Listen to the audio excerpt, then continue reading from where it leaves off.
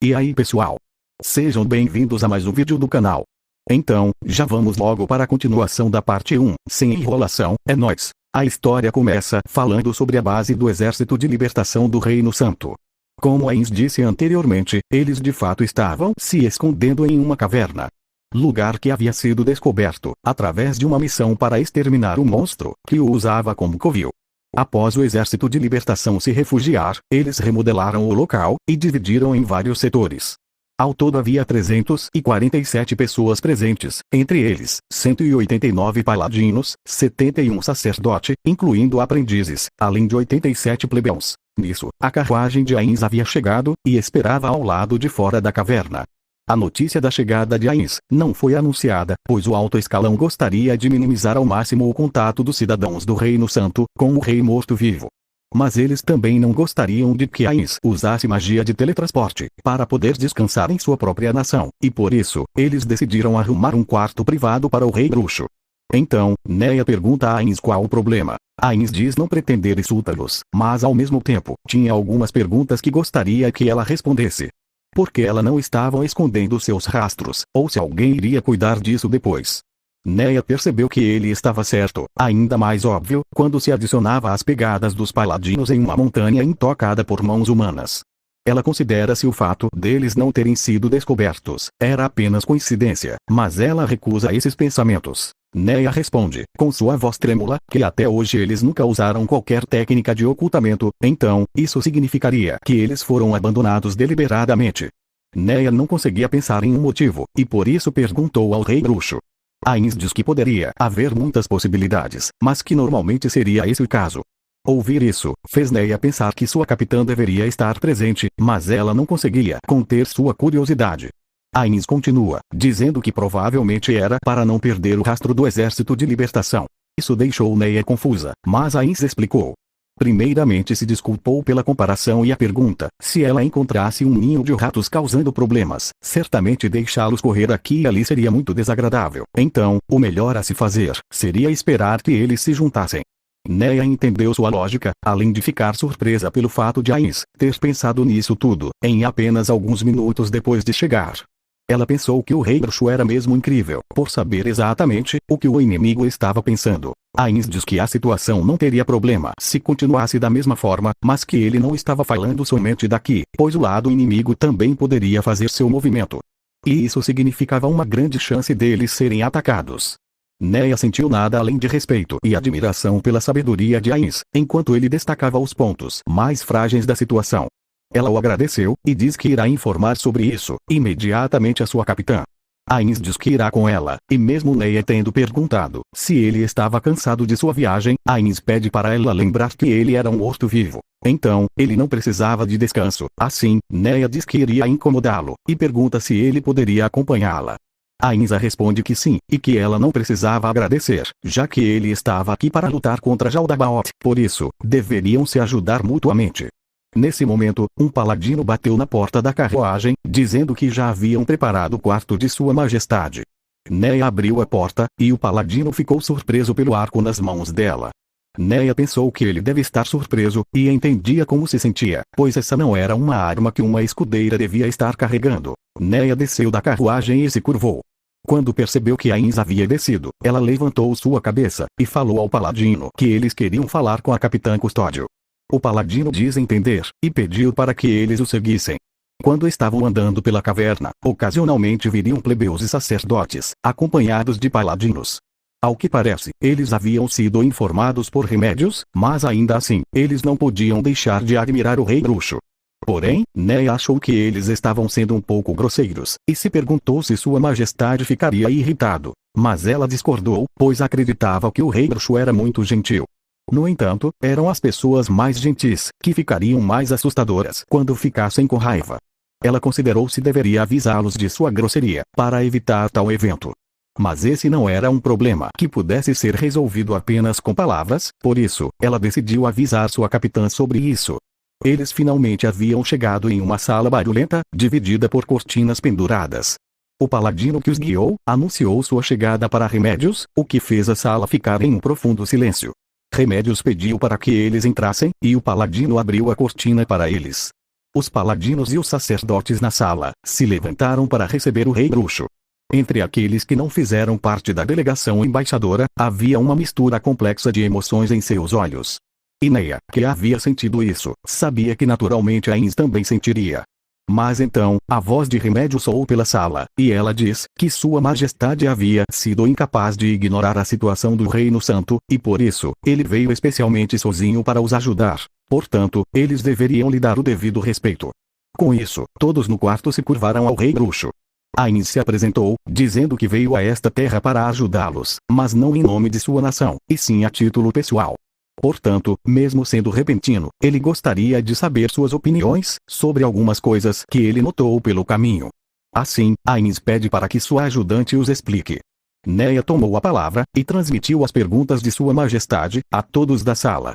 O silêncio pairou novamente. Remédios dirigiu sua pergunta a Neia, que estava ao lado de Ainz, dizendo que Sua Majestade propõe que fizessem. Mas Ainz responde em seu lugar, dizendo que estava aqui para lutar contra Jadalbaoth, e não para os guiar. Pois se ele participasse de suas sessões de planejamento estratégico, as coisas poderiam se tornar problemáticas, uma vez que Jadalbaoth seja derrotado. Cochichos se espalharam pela sala, mas Ainz ignorou e continuou. Perguntando, ou se ela se subordinaria ao seu comando, pois se fosse o caso, ele usaria os meios mais adequados para salvar essa nação.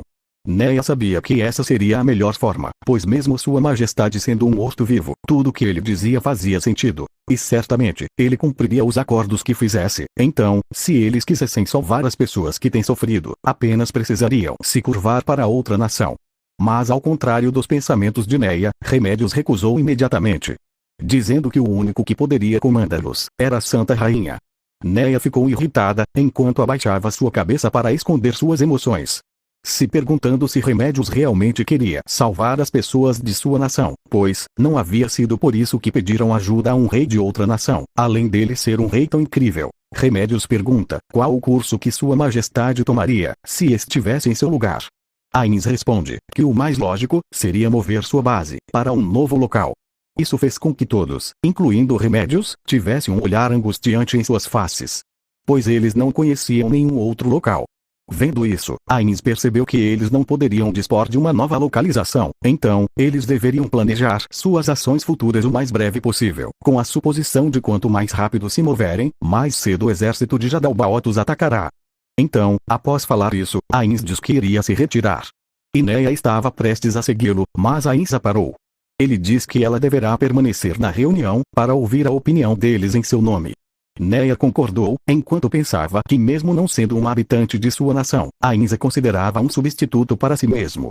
E quando pensava que se não completasse sua tarefa adequadamente, poderia desapontá-lo, seu coração acelerava por algum motivo. Ainz se virou para Remédios, e perguntou se ela não se importava. Remédios responde que não haveria problemas. Assim, Ainz saiu da sala. Então, um dos padres pergunta a Remédios se estaria tudo bem, pois seria terrível se a cura fosse pior do que a doença. Basicamente, está perguntando se Ainz não poderia ser ainda pior do que Jadalbaoth. E outro completa, dizendo que estariam tomando veneno para escapar da agonia presente. Mas Remédios responde que já haviam discutido isso antes, e que não iria repetir, pois o veneno já estava neles. Ao ouvir isso, Neia se perguntou onde estava o respeito que deveriam demonstrar a Sua Majestade. E isso a irritou, pelo fato de mudarem completamente suas atitudes, após Ainz se retirar. Mas a verdade era que, baseado no entendimento do Reino Santo para com os mortos-vivos, o desagrado de Neia que seria considerado anormal. Nisso, um dos sacerdotes diz que ele era útil, então não podia ser mudado, já que eles perceberam a forma concreta de como ele poderia os ajudar. Mas ele pergunta se, como sacerdotes, eles terão problemas para neutralizar esse veneno. Neia se perguntava o que eles queriam dizer com útil, além deles serem tão ingratos por tratá-lo de tal forma, mesmo depois de perceber um erro que eles cometeram, e até mesmo apresentar uma solução. E mesmo assim, eles ainda pensavam em usá-los. Ela finalmente percebeu que Sua Majestade tinha algo que o Reino Santo havia perdido, uma sensação de dignidade. Ela apenas sentia lástima por tais pessoas. Então, um padre a perguntou que arco era esse que Neia carregava, e ela respondeu que foi emprestado por Sua Majestade. Ele até estendeu a mão para pegá-lo, mas Neia se recusou, fazendo com que o padre ficasse atordoado. Ela diz que havia sido emprestado para proteger Sua Majestade, e por isso, ela não permitiria que o arco saísse de suas mãos. ainda mais para alguém que só pensasse em usar um aliado. O padre apelou para Remédios, que ordenou que ela entregasse. Entretanto, Neia diz que, em outras palavras, ela não se importaria se Sua Majestade soubesse. O clima na sala esfriou, e Remédios descompreender, então, deixou o assunto de lado. E enquanto Neia pensava que pelo menos, eles ainda tinham consciência de que seria ruim se Sua Majestade descobrisse, um dos sacerdotes pergunta a Remédios se não era melhor continuar a reunião após a saída de Neia. Ele até mesmo havia olhado para o arco por um instante, algo que Neia notou. Ela entendeu o que ele estava tentando fazer, mas Neia não deixou sua raiva transparecer, enquanto dizia que estava ali para ouvir as palavras de todos por ordens de Sua Majestade. Então, ela ficaria muito grata, se pudesse ficar até o final. Remédios perguntou a Gustavo o que fariam, e Gustavo diz que todos ouviram o pedido de Ains, portanto, se ela voltasse agora, eles provavelmente iriam ter problemas no futuro. Neia apenas se curvou como uma gratidão silenciosa. Com isso, Remédios continua, e pergunta se alguém teria alguma ideia do que fazer, em relação ao novo abrigo. Se tivesse alguém tão habilidoso como Pavel Barajá, eles poderiam facilmente achar um novo local, mas não havia ninguém assim no grupo. No entanto, também existia o problema das provisões, e alguém até considera se eles não poderiam comprar alimentos do reino, mesmo não tendo a confirmação de que eles irão cooperar. Mas Gustavo diz que os preços estão incrivelmente altos, e mesmo se conseguissem, precisariam de uma enorme quantidade para sustentá-los por vários meses, o que tornava o transporte inviável. Gustavo é respondido que sem alimento eles não poderiam fazer nada, então pergunta se, de alguma maneira, eles precisavam adquirir alimentos do Reino Santo do Sul, ou deslizar suas bases para o litoral, e enviá-las para o reino. Gustavo diz que eles não possuíam fundo suficiente, e que não tinham recebido uma resposta favorável dos comerciantes do reino, porém quanto à aquisição do sul. Ele até sorriu amargamente, dizendo que eles provavelmente não se dão conta do perigo que está se aproximando. Um deles considera ressuscitar a Santa Rainha como uma forma de solução. Mas Gustavo responde que, segundo Bruce Rose, mesmo o feitiço de quinta aba ressurreição, seria muito difícil ser usado sem o cadáver, ou se ele estiver muito danificado. Então, Remédios diz que eles apenas deveriam contar com o poder do rei bruxo. Pois se ela fosse ressuscitada, todos os problemas secundários, tais como falta de alimentos, acabariam e sobraria apenas o problema principal para resolver. Todos na sala olharam para ela, com expressões amargas. Mas deixando isso de lado, eles discutiram sobre seu objetivo principal, que era atacar os campos de prisioneiro, e resgatar as pessoas. Pois como cada cidadão do Reino Santo, receberia treinamentos de soldados, mesmo libertar uma aldeia já iria aumentar suas forças, porém o problema de alimentos apenas aumentaria. Com isso, Remédios diz que eles devem atacar os campos de prisioneiros, pois certamente terá estoques de alimentos. Além disso, aumentando suas forças, eles conseguiriam libertar mais campos de prisioneiros, e acabar encontrando nobres com laços no sul. Assim, eles poderiam juntar suas tropas, e derrotar Jadalbaoth com um ataque esmagador. Dessa vez, a maioria concordou, então Remédios pediu para que Neia transmitisse suas palavras ao rei bruxo. Mas Gustavo pede para Remédios esperar, e diz que seria melhor que ele mesmo informasse, pois era a mais básica cortesia ao rei de outra nação, informá-lo sobre suas operações. Mesmo concordando com Gustavo, Neia achava que tinha algo estranho. Então, graças a seu argumento, Remédios aceitou, e deixou para ele. A história é cortada, e retorna para Gustavo e Neia em frente ao quarto privado de Ains. Havia um paladino de guarda em frente ao quarto, que Gustavo mandou embora. Neia percebeu que provavelmente, foi para que o paladino não ouvisse a conversa. Gustavo anunciou sua chegada, e pediu permissão para entrar, e após Ains a conceder, entrou no quarto. O quarto era bem rústico, sem nenhum luxo, exceto pela cama em que Ains estava sentado. Ela reluzia um brilho preto, como de uma ônix, além dos lençóis brancos puros sobre ela. Neia não ficou surpresa, por já ter visto Ains retirar o arco em sua frente, mas Gustavo entrou em choque pela visão.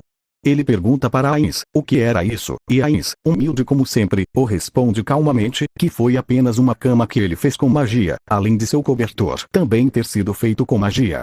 Ele não tinha ideia de onde veio essa lã 100%, mas era boa para se deitar. E continua, dizendo que Gustavo teria um descanso confortável nela. Mas isso só serviu para aprofundar ainda mais o choque em Gustavo, enquanto respirava profundamente para se controlar. Neia o entendia perfeitamente, e por isso não tinha a intenção de criticá-lo, enquanto tinha um olhar distante, pensando em quão incrível era a magia. Ains diz entender o motivo de Neia estar presente, mas pergunta o motivo do vice-capitão ter vindo também. Gustav diz que não tinha a intenção de tomar a função de Neia, mas que achou mais apropriado, ele, como o vice-capitão, lhe entregar o relatório da reunião. Ains responde que se era algo que ele pensava, então ele não poderia desaprovar. Porém ele gostaria de lhe dizer uma coisa. Nisso, algo negro parecia se misturar com os 2 pontos vermelhos, que servia como seus olhos. Ains diz que havia dado essa função para Neia, pois sentiu que ela poderia realizá-la. Então, ao interferir nessa questão, simplesmente por ter uma posição superior, era o mesmo que desconsiderar sua apreciação. Vendo que Ains havia ficado irritado por ela, Neia sentiu uma onda de calor em seu peito. Gustav se desculpou sinceramente, no entanto, Ains diz que ele deveria se desculpar com Neia. Mas continuou, pedindo que ele seguisse com seu relatório. Após ouvir o resumo detalhado de Gustav, Ains apenas respondeu com um vago e perguntou o que Gustav esperava que ele fizesse, perguntando se ele apenas veio para o informar. Na verdade Gustav veio ter uma opinião de Sua Majestade sobre a operação. E com isso, Neia descobriu o que era o motivo pelo qual ela havia achado estranho, já que as coisas ficariam feias se soubessem que o vice-capitão havia abaixado a cabeça para o rei bruxo. Então, ele preferiu encobrir, dizendo que apenas viria entregar o relatório. Neia acreditava que os habitantes do Reino Santo deveriam ser ingratos, e apenas espalhar a palavra da indulgência e compaixão de Sua Majestade por toda a terra. Ela entendia um motivo pelo qual estavam cautelosos em relação ao rei bruxo, e ela até considerou o que poderia fazer para que todos confiem em Sua Majestade. Enquanto Neia pensava nesse assunto, Ains e Gustav conversavam. Ains diz que Navon irá comentar sobre os planos de batalha.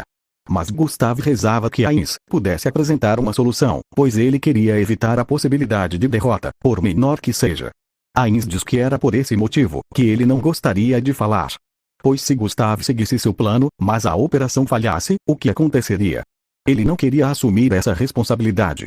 Mas Gustav tenta convencê-lo, dizendo que iria apenas manter essa conversa entre os 3 presentes.